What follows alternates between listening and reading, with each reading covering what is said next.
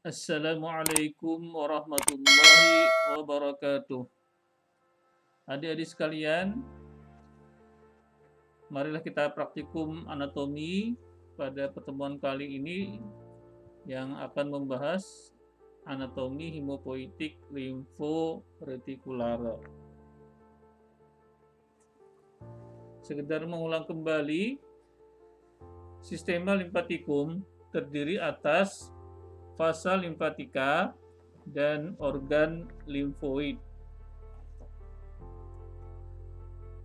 Organ limfoid berdasarkan hubungan dengan fasa limfatika terdiri atas organ limfoid yang berhubungan erat dengan fasa limfatika, yaitu nudi limfatisi dan nuduli limfatisi.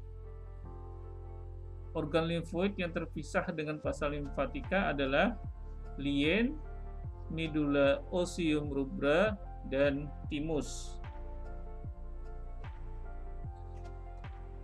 Berdasarkan peran dan letaknya, organ limfoid terbagi menjadi dua, organ limfoid generatif atau primer atau sentral, terdiri atas medulla osseum rubra dan thymus, dan organ limfoid sekunder atau perifer, terdiri atas nudi limfatisi, lien atau spleen, dan mart.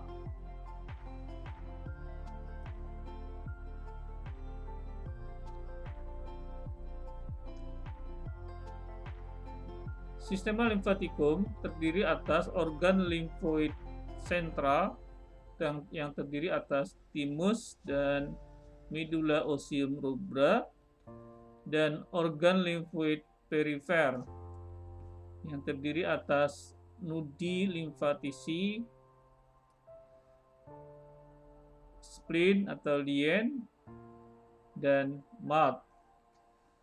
Mart memiliki nama-nama khusus, misalnya di daerah faring terdapat cincin jaringan limfoid yang disebut dengan ring Waldeyer, atau annulus lymphaticus pharyngealis yang terdiri atas adenoid atau tonsilla nasopharyngealis, kemudian tonsilla palatina, dan tonsilla lingualis.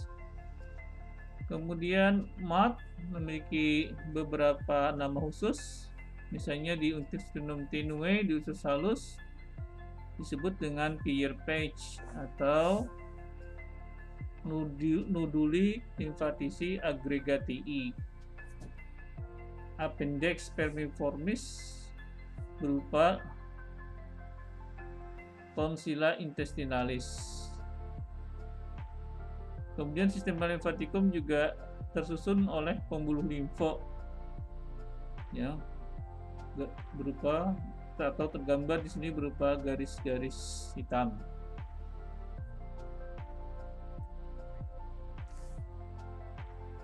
Ini adalah contoh dari organ limfoid di berbagai regio tubuh.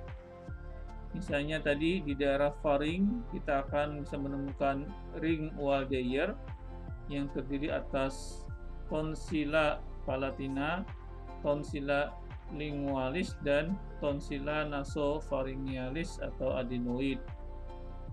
Di daerah leher kita bisa menemukan nudus lymphaticus cervicalis superficialis, nudus lymphaticus cervicalis profundi, dan di perbatasan regio caput dan colum terdapat nudi limfatisi superficialis. Kemudian di daerah sini, di daerah ketiak, terdapat nudi limfatisi axillaris. Di daerah siku terdapat nudi limfatisi cubitalis atau supratormorealis. Di bawah clavikula terdapat nudi limfatisi infraclavicularis. Di membran inferior di daerah lipat paha terdapat nudi limfatisi inguinalis, dan di fossa popliteal terdapat nudi limfatisi poplitealis. Kemudian di organ-organ visceral, misalnya di daerah mediastinum di sini kita bisa menemukan nudi limfatisi mediastinalis, nudi limfatisi tracheobronchialis. Di daerah perut misalnya kita bisa menemukan nudi limfatisi mesenterii, nudi limfatisi para-aortisi, dan lain-lain. Ini saya kira gambarnya sama. Di sini terdapat kelompok nudi limfatisi superficialis, kemudian di sini terdapat kelompok nudi limfatisi cervicalis, baik yang superficialis maupun profundi. Kemudian di daerah trakea dan percabangannya terdapat kelompok nudi limfatisi tracheobronchialis. Di sekitar aorta terdapat nudi limfatisi para-aortisi dan pre-aortisi. Kemudian di daerah inguina kita sudah bahas tadi, terdapat nudi limfatisi inguinalis baik yang superficialis maupun profundi. Ini saya kira juga sama. Jadi di berbagai regio kita bisa menemukan kelompok nudi limfatisi yang kita ketemukan di daerah perbatasan antara regio kaput dan kolum. Kemudian di daerah leher nudi limfatisi cervicalis. Kemudian tadi di daerah aksila nudi limfatisi axillaris. Di bawah clavicula nudi limfatisi infraclavicularis. Di siku ada nudi limfatisi cubitalis atau supratrochlearis. Di inguina terdapat kelompok nudi limfatisi inguinalis baik yang superficial maupun profunda. Di regio lutut bagian belakang atau genu posterior terdapat nudi limfatisi popliteal. Kemudian nudi limfatisi juga bisa terdapat di rongga tubuh, di alat-alat viscera torak, di alat-alat viscera abdomen, di alat-alat viscera pelvis, bahkan sampai ke perineum.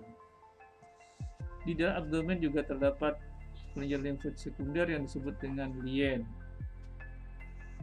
Kemudian selain organ limfoid, terdapat juga fase limfatika yang berupa garis-garis di sini.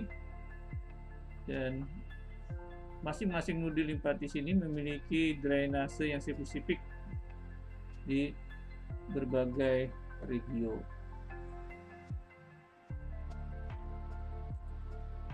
Nah, ini adalah gambar dari timus yang pada masa neonatus cukup besar, yang terbentang dari rongga dada sampai ke dasar atau radix poli, dasar leher. Dia terdapat di depan dari perikardium, di depan dari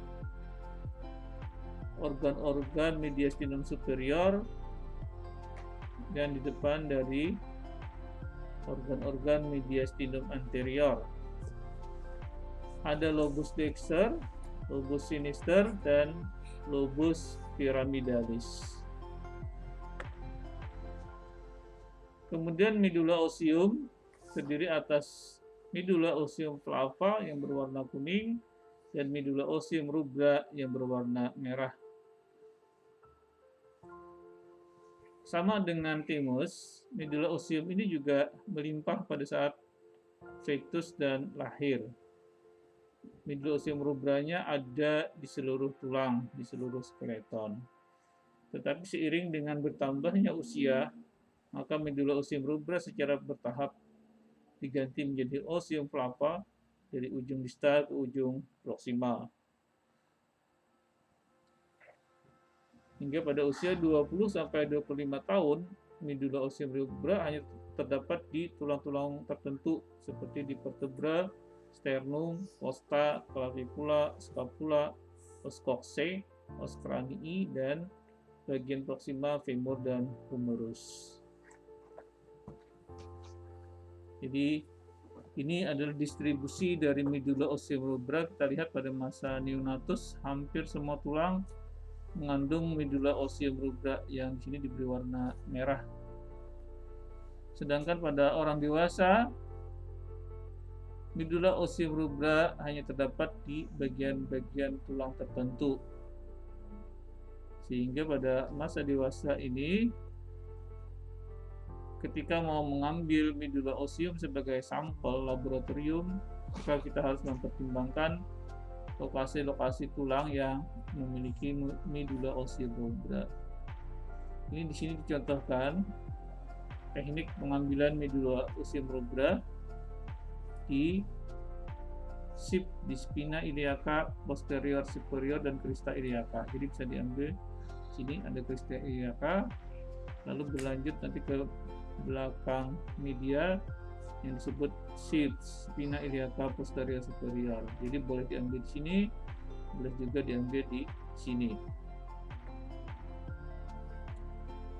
Berikutnya kita akan membahas struktur lien. Lien kalau secara topografi dia terletak di regio hypochondriaca sinister di cavitas peritonei bagian posterior, dan bagian depannya dihalangi oleh cartilago costalis sehingga tidak bisa dipalpasi kalau dalam keadaan normal. Ini adalah struktur dari lien. Yang ini dilihat dari fascies visceralis. Di sini yang dilihat dari fascies diaphragmatica. Fascies diaphragmatica adalah permukaan yang menghadap ke arah diafragma. Sedangkan fascies visceralis adalah permukaan yang menghadap ke viscera abdominis. Nah, kita bisa melihat di sini dari fascies diaphragmatica, ini adalah ekstremitas anterior dan ini ekstremitas posterior. Ini margo inferior atau margo obtusus, dan ini adalah margo superior atau margo crinatus. Di fascies visceralis kita bisa melihat struktur yang dilalui oleh arteri dan vena dan jaringan saraf yang disebut dengan hilum lienalis atau hilum splenikum. Kemudian juga terdapat beberapa desakan dari organ lain. Misalnya di sini, ini disebut dengan impressio gastrica. Akibat desakan dari lambung. Impressio renalis akibat desakan dari ren. Kemudian di sini terjadi akibat desakan dari plexura coli sinistra sehingga disebut dengan impressio colica, dan di dalam ujung sini terdapat desakan dari cauda pancreatis sehingga disebut dengan impressio pancreatis. Kita ulang kembali, ini fascies visceralis dari lien, ekstremitas posterior, ekstremitas anterior, margo superior atau margo crinatus, margo inferior atau margo obtusus. Ada impressio cardiaca, ada impressio renalis, ada impressio pancreatica dan impressio colica, dan di sini adalah lokasi dari hilum lienalis. Ini sekali lagi adalah gambar pada kadaver yang masih segar.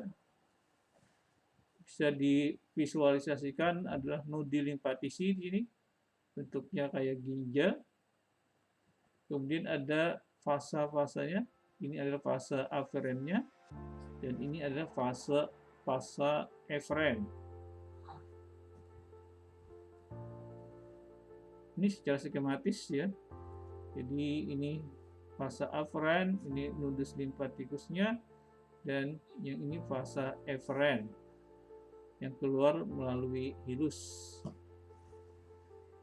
Jadi pada potongan longitudinal bentuknya seperti ini, fase aferen, fase eferen.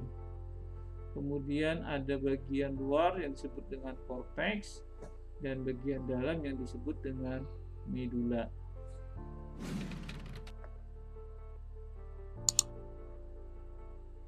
Ini adalah lokasi dari nodus limfatikus di membran superior.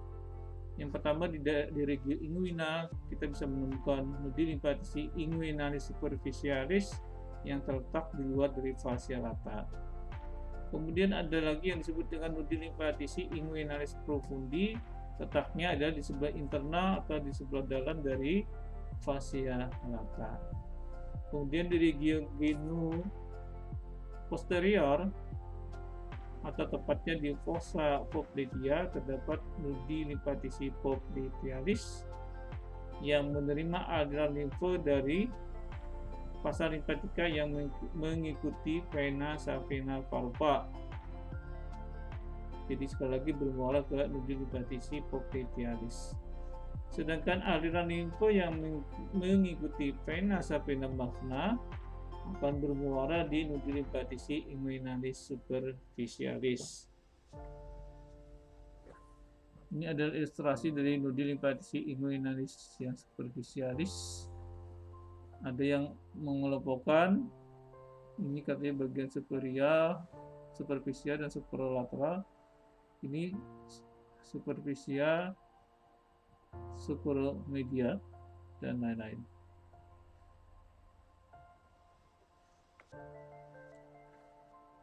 Ini pada kadaver kita bisa melihat di daerah regio inguinal terdapat kelompok nudi limfatisi inguinalis superficialis.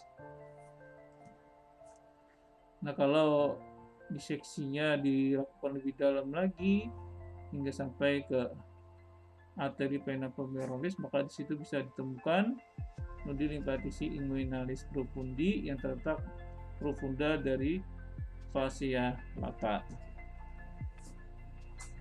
Ini adalah kelompok nudi limfatisi axillaris yang terdiri atas nudi limfatisi pectoralis atau nudi limfatisi anterior, nudi limfatisi subscapularis atau nudi limfatisi posterior, nudi limfatisi centralis, dan nudi limfatisi apicalis. Di sini juga kita bisa melihat kelompok nudi limfatisi lateralis atau nudi limfatisi humoralis. Kemudian juga pada dinding dada depan bagian dalam juga terdapat nudi limfatisi mammaria interna atau nudi limfatisi thoracica interna di sepanjang arteria mammaria interna. Aliran limfe di daerah glandula mammae ini cukup penting. Kalau bagian kuadran medial dia akan bermuara ke nudi limfatisi mammaria interna, sedangkan yang kuadran lateral akan bermuara ke nudi limfatisi pectoralis. Selain dari kelompok nudi limfatisi axialis, juga terdapat kelompok nudi limfatisi di luar nudi limfatisi axillaris. Misalnya di sini di fossa cubiti sisi media di dekat supratrochlear humerus terdapat nudi limfatisi supratrochlearis. Di daerah atau di bawah clavicula terdapat nudi limfatisi infraclavicularis. Nudi limfatisi infraclavicularis menerima aliran limfe yang sesuai dengan perjalanan vena cephalica. Sedangkan nudi limfatisi supratrochlearis menerima aliran limfe yang sesuai dengan perjalanan vena basilica di lengan bawah di regio antebrachii. Nah, ini adalah kelompok nudi limfatisi yang terdapat di leher dan nudi limfatisi yang terdapat di perbatasan regio kaput dan leher. Yang disebut di sini secara keseluruhan disebut dengan nudi limfatisi superficialis. Nudi limfatisi superficialis ini terdiri atas nudi limfatisi occipitalis, nudi limfatisi auricularis posterior atau retroauricularis atau mastoidea, nudi limfatisi preauricularis atau auricularis anterior atau parotidia, nudi limfatisi submandibularis, dan nudi limfatisi submentalis. Adik-adik lihat, coba dilihat drainase dalam bentuk pasa limfatika di sini yang terkait dengan nudus limfatikus masing-masing. Kemudian selanjutnya kita bisa melihat di regio coli di superficial dari musculus sternocleidomastoideus terdapat kelompok nudi limfatisi cervicalis superficialis. Biasanya dia terdapat di sepanjang vena jugularis externa. Di sebelah profunda dari musculus sternocleidomastoideus atau terdapat di sepanjang vena jugularis interna. Ini terdapat kelompok nudi lymphatisi cervicalis profundi yang pada bagian krania dan inferiornya terlihat pembesaran yang mencolok yang disebut dengan nudi lymphatisi jugulo-digastricus, dan pada bagian bawah nudi lymphatisi jugulo-omohyoideus. Ini adalah vena jugularis externa, dan di sepanjang vena jugularis externa inilah terdapat tadi kelompok nudi lymphatisi cervicalis superficialis. Ini kelompok nudi lymphatisi cervicalis profundi. Ini adalah menyertakan drainase limfa, aliran limfa, misalnya pada puncak lidah atau pada dagu bibir bawah bagian tengah akan mengalir ke nudi lymphatisi submentalis. Tetapi dia bagian sepertiga posterior akan mengalir ke nudi lymphatisi submandibularis dan seterusnya. Ini adalah gambaran dari jaringan limfoid yang terdapat di atau mengelilingi faring yang disebut dengan ring Waldier atau annulus lymphaticus pharyngealis yang terdiri atas tonsilla nasopharyngealis di sini, tonsilla palatina di sini, dan tonsilla lingualis di sini. Ini ada contoh dari nuduli limfatisi aggregatii atau nudus limfatik kecil-kecil yang mengelompok yang terdapat di dinding dari ilium. Jadi bentuk bulat-bulat begini, bentuk kulikul-kulikul yang mengelompok, sehingga disebut dengan aggregatii. Kemudian ada appendix vermiformis yang di sini mengandung nuduli lymphatisi intestinalis. Demikian untuk kegiatan praktikum pada pertemuan kali ini. Untuk aliran limfo di regio torak, regio abdomen, dan regio pelvis, silakan adik-adik belajar secara mandiri. Demikian yang bisa saya sampaikan. Assalamualaikum warahmatullahi wabarakatuh.